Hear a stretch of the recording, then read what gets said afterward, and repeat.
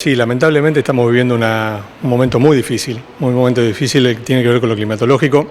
Venimos de un tercer año ya de niña, lo que marca una escasez de lluvia, y este año con una niña mucho más extrema, lo que genera muchísima preocupación. No solamente ya lo vivimos con lo que fue el trigo, ¿no? Todo lo que tiene que ver con trigo y cebada, la arveja, que son todos cultivos de invierno, fueron realmente un fracaso. En nuestra zona se perdió más del 70% de la cosecha. Fue realmente muy difícil, y lo que vemos para adelante es muy alarmante porque no ha llovido. Los maíces que se han sembrado más tempranos están sufriendo muchísimo, de hecho muchos ya se han perdido y se están picando, lo cual quiere decir que no va a haber cosecha de ese maíz. Y lo que se sembró más tarde está sufriendo mucho estrés hídrico. La verdad que se lo ve muy feo al cultivo, pero bueno, tenemos la expectativa y la esperanza de que los pronósticos cambien, que empiece a mejorar. Ahora tenemos un anuncio de lluvia para el viernes, que ojalá se cumpla, que no va a solucionar el problema, pero sí da la posibilidad de que se vaya estirando y que vaya mejorando de a poco la situación, y que si todas las semanas empieza a llover un poco más y se cambia la tendencia, tendríamos una posibilidad de, por supuesto, tener muchísimo menos rindes, muchísimo menos cultivos,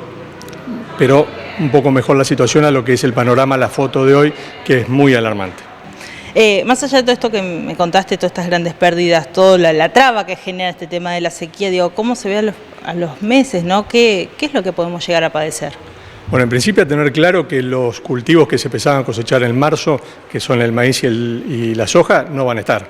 Con suerte vamos a tener la soja a fines de abril, mayo, y los maíces que fueron tardíos se van a cosechar mucho más tarde, en el mes de julio, agosto, con lo cual el movimiento económico que normalmente teníamos en marzo, si llegara a llover, el marzo no va a estar mucho más centrado el año, lo cual es una preocupación para todo el interior, porque también tenemos que dejar claro que esto no es una cuestión agropecuaria. Cuando nosotros decimos que no va a haber maíz, decimos que no va a haber fletes, decimos que no va a haber movimiento de los comercios, decimos que no va a haber dólares para esas pymes que necesitan importar materia prima para trabajar, con lo cual no va a haber venta de cubiertas, no va a haber un montón de cosas que generan el movimiento económico de la cosecha y la dinámica de la cosecha y la comercialización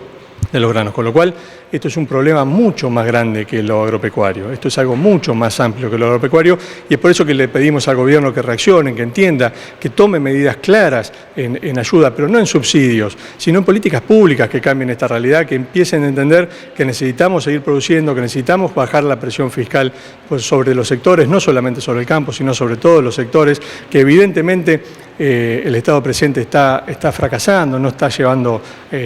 como corresponde. Necesitamos bajar esa presión para que pueda haber posibilidades de seguir produciendo, que los que tengan estas pérdidas el año que viene puedan volver a cosechar y no sigamos perdiendo tambos, como se han perdido más de 400 tambos en el último año, que más allá de estas iniciativas del ministro Massa, lamentablemente esos ya quedaron en el camino y no vuelven.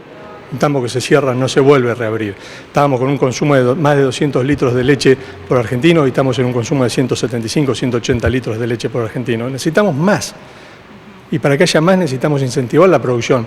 no apretarla y oprimirla, no ponerle el pie siempre en la cabeza. Por lo tanto, esta preocupación que lleva el sector agropecuario, que todos los productores estamos viendo en el día a día, es un problema de la Argentina y tenemos que buscar soluciones para que sigamos produciendo, para que podamos seguir adelante, y lamentablemente hoy en día todavía no las estamos viendo.